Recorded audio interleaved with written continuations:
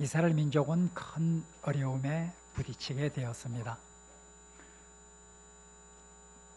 북쪽 이스라엘 왕국은 이미 아시리아에게 멸망을 하였고, 이제 남쪽 유다 왕국도 위태위태하더니 주전 586년에 드디어 바벨론에 의해서 완전히 함락되게 되었습니다. 백성의 지도자급에 속했던 많은 사람들은 바벨론으로 포로로 잡혀가게 되었고, 예루살렘 성전은 폐허가 될 정도로 완전히 파괴되고 말았습니다. 그때로부터 약 50년의 세월이 흐른 후에 새로운 상황이 전개되었습니다. 남쪽 유다 왕국을 멸망시켰던 바벨론, 그 바벨론은 페르시아에게 정복을 당하게 되고, 페르시아의 왕이었던 고레스라고 하는 이 왕은 옛날 바벨론에 의해서 포로로 잡혀왔던 모든 이스라엘 민족은 이제 고국으로 돌아가도 좋다 하는 칙령을 내리게 되었습니다. 이스라엘 민족에게는 큰 희망이 생기게 되었죠. 이젠 이 칙령에 따라서 그때 잡혀갔던 많은 이스라엘 사람들 중 일부가 귀환을 하게 됩니다.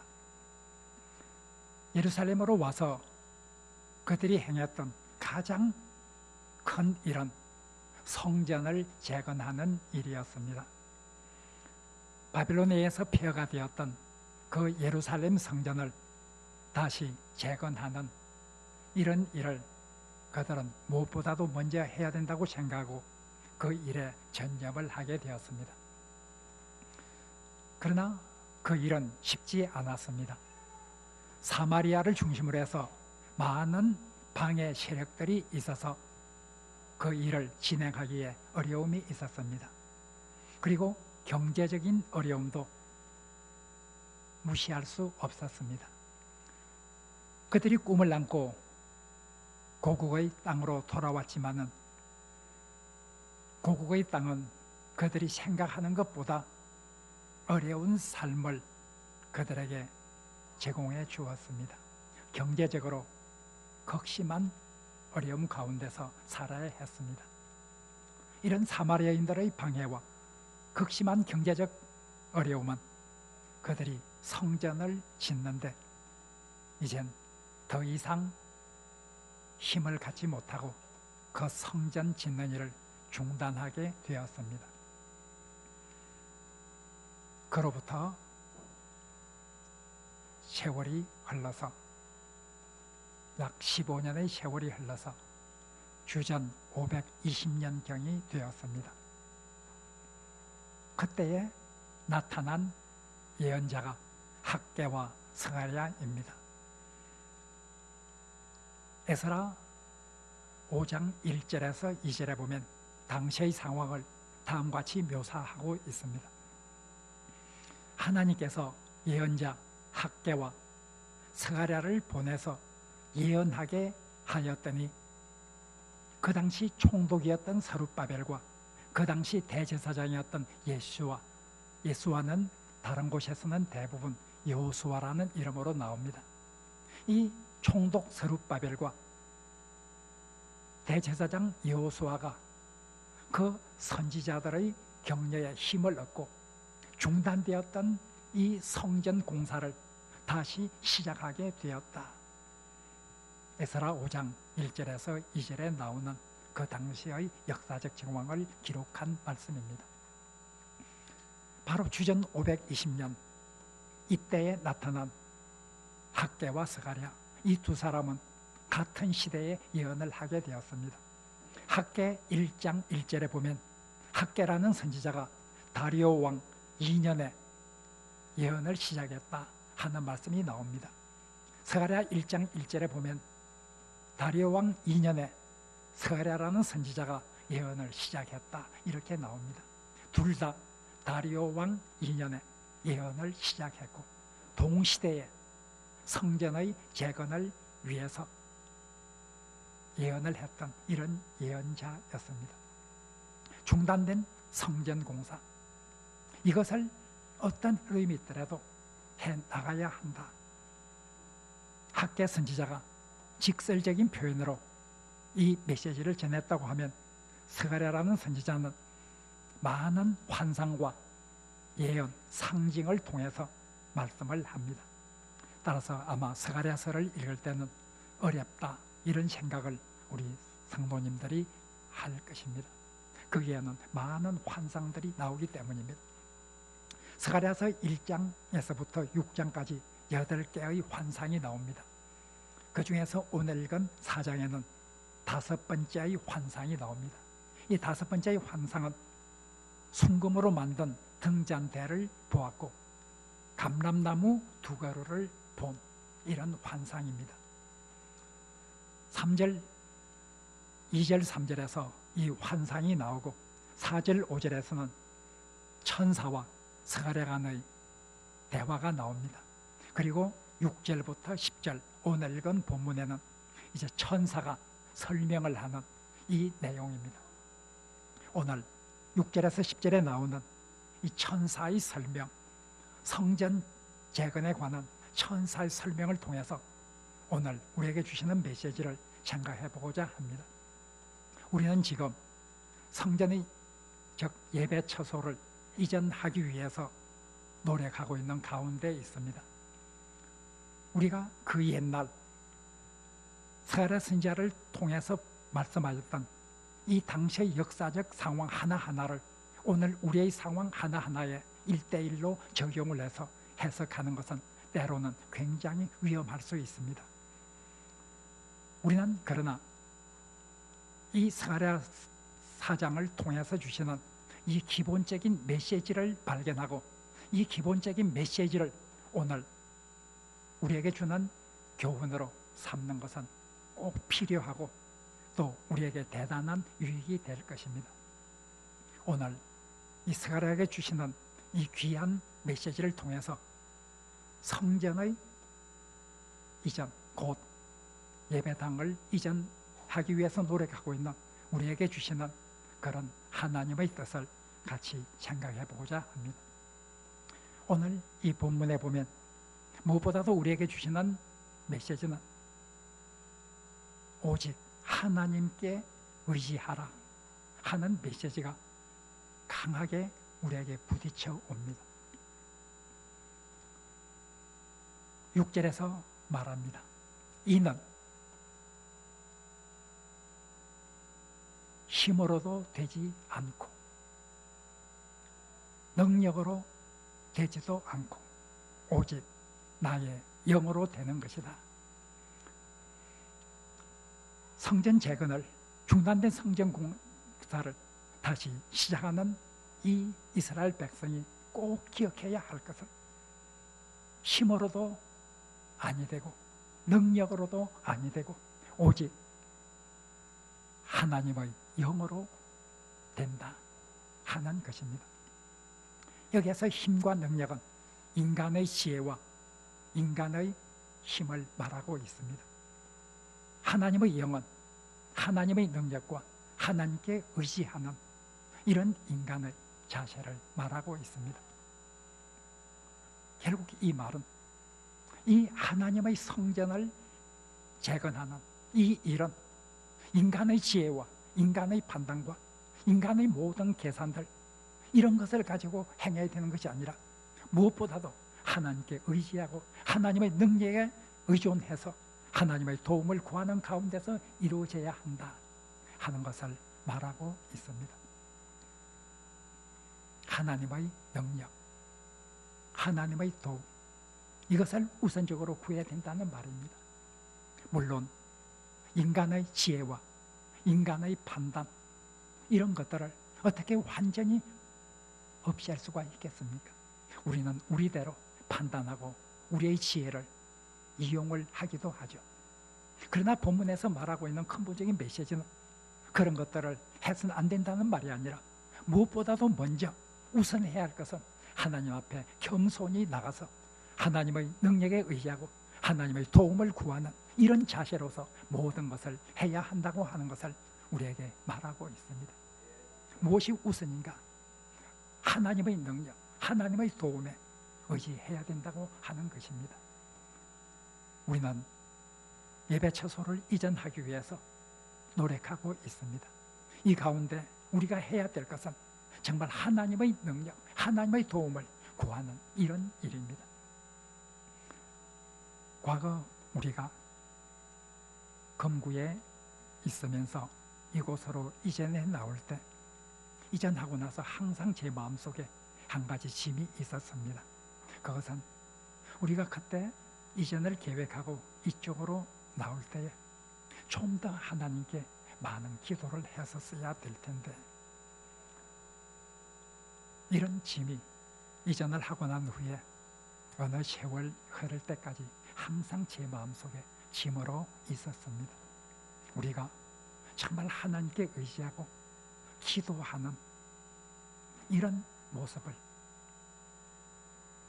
더 보여주더라면 좋았을 텐데, 제 마음속에 그런 짐이 있었습니다. 이제 우리는 다시 예배 처소를 이전하려고 하는 가운데 있습니다. 우리는 정말 더 많은 기도를 하고 하나님 앞에 더 겸손한 마음으로 하나님의 도움을 구하는 이런 자세를 우리가 가져야 할 것입니다. 7절에서 그 기초석이 놓일 때 백성들은 외칩니다. 은총, 은총이 그에게 있을지어다. 은총이 우리의 인간의 힘이 아니라 하나님의 은총, 하나님의 은혜, 그 하나님의 은혜가 우리에게 임하기를 간절히 원하는 그런 이스라엘 백성의 마음을 잘 담고 있습니다.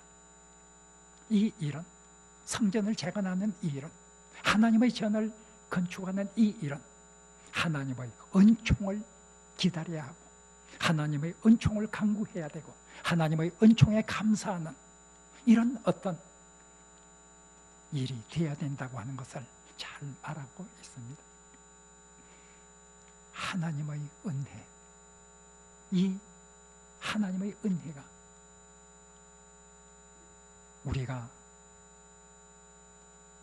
행하고 있는 이 모든 성소 이전의 과정 속에 있기 위해서 우리가 열심으로 기도하고 열심으로 간구해야 된다고 하는 것을 잘 말해주고 있습니다. 이번 예배 처소 이전이 정말 이런 하나님의 은혜 가운데서 하나님의 도움을 기다리는 이런 마음으로 우리가 이 일을 행할 때 하나님께서 우리를 통해서 영광을 받으실 것입니다. 두 번째로 오늘 이 본문 말씀에 보면 이 일을 행하는 데 있어서 아무런 어려움이 없을 것이라는 것을 보장해 주지 않습니다. 오늘 본문에는 이 일을 행하는데 어려움이 있을 것이라는 것을 암시를 해주고 있습니다. 그 과정에 있어서 때로는 힘든 일도 있을 것이다 하고 암시를 합니다. 이는 힘으로도 되지 않고 능력으로도 되지 않는다 하는 이 말 속에는 그렇게 쉽게 이 모든 일이 이루어지는 것은 아니라는 것을 암시를 하고 있습니다. 그리고 이어지는 구절에서 말합니다. 큰 산아, 네가 무엇이냐? 네가 스룹바벨 앞에서 평지가 될 것이라. 이렇게 말하고 있습니다. 큰 산아, 이 큰 산이 무엇을 의미하는지 우리는 정확히 알 수가 없습니다. 그러나 이 큰 산은 지금 성전을 재건하는 데 있어서 어떤 어려운 사항을 말하고 있는 것으로 보입니다. 큰 산아, 네가 무엇이냐? 네가 스룹바벨 앞에서 평지가 될 것이다. 큰 산, 이런 어떤 어려움이 있을 수 있습니다. 그러나 어려움이 있을지라도 이스라엘 민족이 한 마음으로 이 일을 행할 때 결국은 그 산은 평지가 되고 그 어려움은 해결되어서 하나님의 성전은 재건되게 될 것이다 하는 것을 말해주고 있습니다.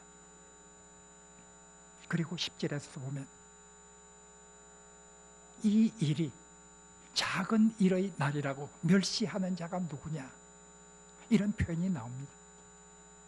이 표현에는 그 당시의 어떤 사람들에게는 이것이 너무나 작은 일로 하찮은 것이라 하면서 비웃었던 이런 사람들도 있었던 것을 암시해주고 있습니다. 바로 아무런 어려움이 없을 수는 없었습니다. 성전 재건이 중단된 것도 어려움 때문이었습니다. 사마리아인들이 극렬히 방해를 하고 극심한 경제적 어려움에서부터 이 성전을 계속 공사하기에 어려움 때문에 중단되어졌고, 중단된 그것을 다시 재건하기 위해서 시작했지만 그들의 상황이 15년 전과 그렇게 크게 달라지지 않았기 때문에 여전히 어려움도 있을 수 있었습니다. 그러나 그런 어려움 가운데서도 그들이 행해야 될 이유가 있었습니다. 그들은 먼 미래를 바라보면서 이것을 행하지 않으면 유대인의 정체성이 어떻게 될까? 이 성전을 재건하지 않을 때, 비록 어렵지만은 이 성전을 재건하지 않았을 때 그들이 미래에 닥치게 될 더 큰 어려움을 생각하면 이 일을 하지 않을 수 없는 이런 상황이었기에 그들은 힘을 얻어서 이 일을 하고 있는 것을 우리가 봅니다.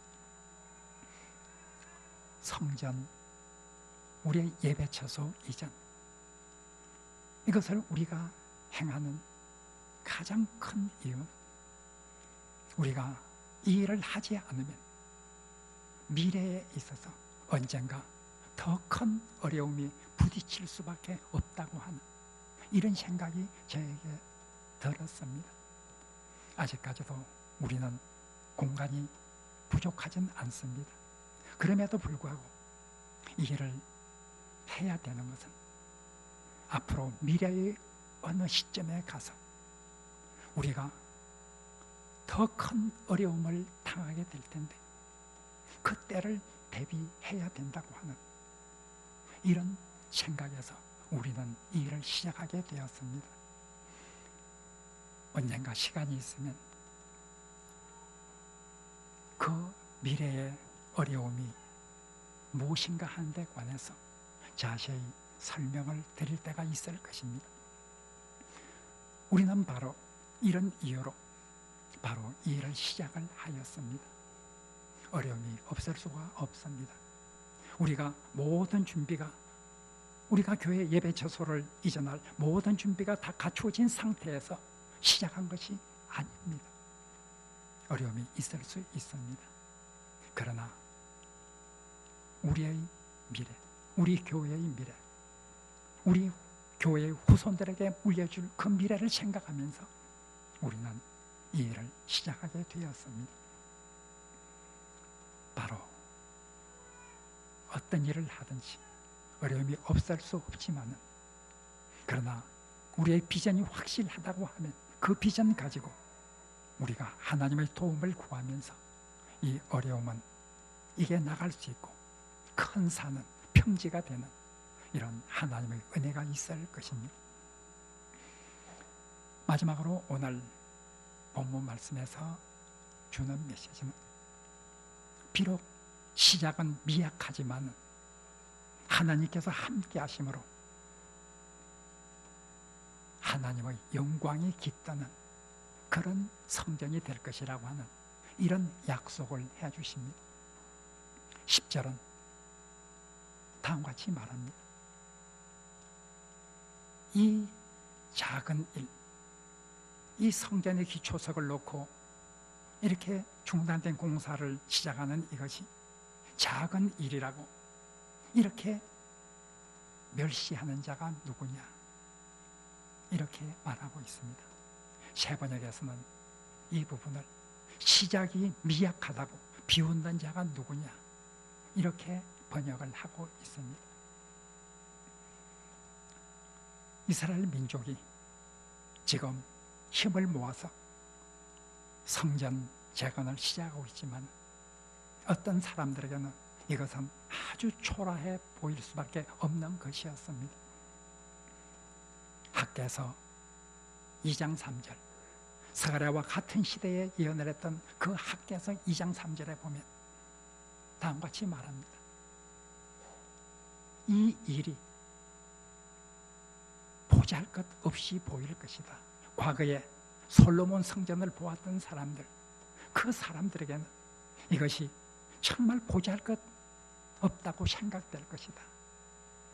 과거 솔로몬 시대 가장 번영하고 풍부했던 이 시대에 지었던 성전, 그 솔로몬 성전을 본 사람은 이제 다시 공사하고 있는 이 두 번째 성전의 모습을 보면서 실망할 수도 있을 것입니다. 보잘것 없기 때문이었습니다.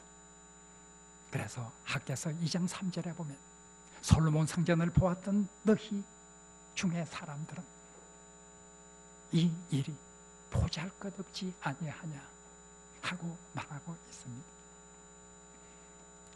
그러나 하나님께서는 보잘것없어 보이는 이 일을 할지라도 학개서 2장 4절 5절에서 하나님이 너희와 함께 하겠다, 나의 영이 너희와 함께 하겠다 하는 약속을 해주시고 있습니다. 우리가 예배 처소를 이전하는 이것은 우리에게는 참 큰 일이고 어려움이 없을 수도 없는 이런 일이지만 다른 사람들이 보기에는 보잘것없는 것처럼 보일 수도 있을 것입니다.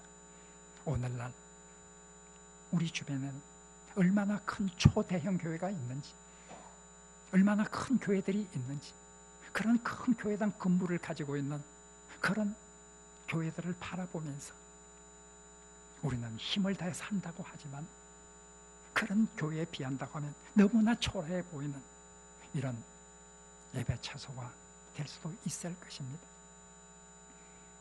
그러나 오늘 학개서 2장 3절, 4절, 5절에서 말했던 것처럼 보잘것 없어 보일지라도 중요한 것은 내가 너희와 함께 하는 것이다. 나의 영이 너희와 함께 하는 것이다. 너희가 재건한 이 성전과 내가 함께 하겠다. 나의 영이 함께 하겠다 하는 약속을 해주시고 계십니다. 이것이 중요합니다. 성전이 성전인 것은 그것이 거룩하기 때문입니다. 그것이 거룩한 이유는 하나님이 임재하는 곳이기 때문입니다. 그래서 우리는 그곳을 거룩한 곳이라 부르고, 그래서 그것을 우리는 성전이라 부릅니다. 하나님이 임재하시는 곳, 이것이 성전의 가장 중요한 요소입니다. 바로 우리가 세상 사람들 보기에는 보잘것 없어 보인다 생각할지도 모르지만 두 번째 성전, 보잘것 없어 보이는 이 두 번째 성전과 하나님께서 함께 하셨던 것처럼 우리가 참말로 하나님 보시기에 아름다운 교회, 하나님을 사랑하고 이웃을 사랑하는 교회, 그리고 그 사랑의 빛을 비춰가는 이런 교회가 될 때 하나님께서 우리와 함께 하실 것입니다. 오늘 10절 마지막에는 이 일곱은 온 세상에 다니시는 여호와의 눈이라 하는 말로서 오늘 본문은 끝나게 됩니다. 이 일곱은 2절에서 나왔던, 오늘 읽진 않았지만 2절에 보면 일곱 등잔이 나옵니다. 그리고 일곱 관이 나옵니다. 10절에서 말하는 일곱이 아마 일곱 등잔을 가리키는 것으로 보입니다. 이 일곱 등잔, 이 7은 온 세상을 다니시는 여호와의 눈이라. 하나님은 온 세상에서 일어나는 것을 다 감찰하시는 하나님이십니다. 하나님은 모든 것을 다 아시는 이런 하나님이십니다. 하나님은 인간의 중심까지도 살펴보시는 하나님이십니다. 그 하나님 보시기에 어떤 것인가? 외형적으로 사람들에게 어떻게 보이는가가 중요한 것이 아니라 그들의 마음속에 어떤 마음이 있는지, 그 교회가 어떤 비전이 있는지, 그 교회 그리스도인들의 마음속에 정말 하나님을 사랑하고 이웃을 사랑하는 그런 마음이 있는지, 이것을 감찰하시는 하나님이십니다. 온 세상을 감찰하시는 이 하나님의 눈에 발견되어지는 교회, 아름다운 교회로 발견되어지는 교회, 그 교회가 복 있는 교회입니다. 바로 우리 교회가 이전을 통해서 더욱더 하나님 사랑과 이웃 사랑을 실천하면서 사랑의 빛을 세상에 비춤으로 말미암아 온 세상을 감찰하시는 하나님의 눈에 발견되어지게 되고 하나님의 사랑과 하나님의 복을 누리는 그런 귀한 교회가 될 수 있도록 우리가 힘써 노력하는 그리스도인 공동체가 되기를 간절히 바랍니다. 기도하겠습니다.